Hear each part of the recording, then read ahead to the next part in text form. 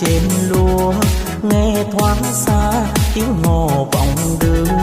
Vài thôn nữ hát đưa duyên ngày mùa, hạt lúa chín đã nuôi ta ngàn xưa.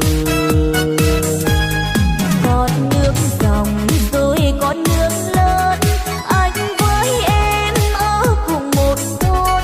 Thời gian đã bước chân quên đường mòn, lòng mơ ước ai đứa vui duyên tròn. Ôi những giọt mồ hôi tưới lên đời cuộc sống.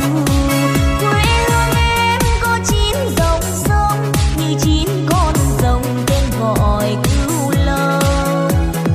Thuyền ngược xuôi khắp bến sóc trăng Cần Thơ, đẹp lắm những đêm trăng mơ gợi lòng người nhớ.